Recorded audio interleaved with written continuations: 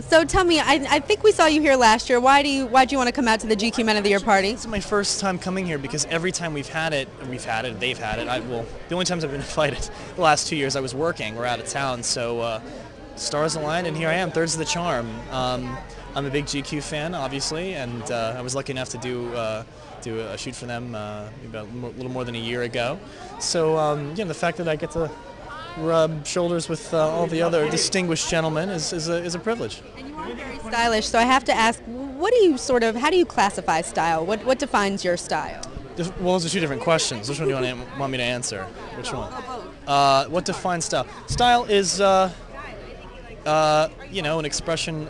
It's all the generic stuff. I can't give you any brilliant yearbook quote answers. I mean, I believe it probably is the same as everybody else, which is it's an expression of your sense of your inner aesthetic, I guess, on an exterior shell and whatever metaphysical ways I can express that. I don't really know. That was terrible. And then my own sense of style is always slightly left of center, but close enough to it to be accessible. So you don't make it on the worst dress list. Let's hope not. Don't jinx it. Now, of course, we're celebrating the Men of the Year. If you could pick anyone for Man of the Year, who would it be? Man, well, obviously Ben and Channing have been killing it this past year, so I don't want to dethrone them. There's several people. I mean, usually the guys who are doing really, really well aren't necessarily involved in in the entertainment industry. I think Obama's had a rough year, so he might get that distinction in my book. But sure.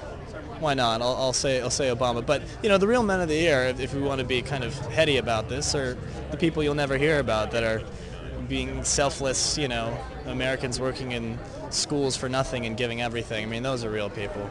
They don't get to dress up and be honored like we do, but they deserve it, It's true. Very well said. Sorry to get real for a second. I like it. And then my last question. Rihanna is GQ's obsession of the year. I know, it's not. What is your obsession right now? My obsession is Downton Abbey. There's the go-tos. It's like Breaking Bad, Mad Men, Homeland, and so I just had like some weird gum surgery, so I was like bedridden, and I was like, I have to watch something, and I watched Downton Abbey. It is as awesome as everyone says it is, and I thought I was going to be late tonight because I stayed home while my ride was waiting outside to watch an episode. It's so fabulous.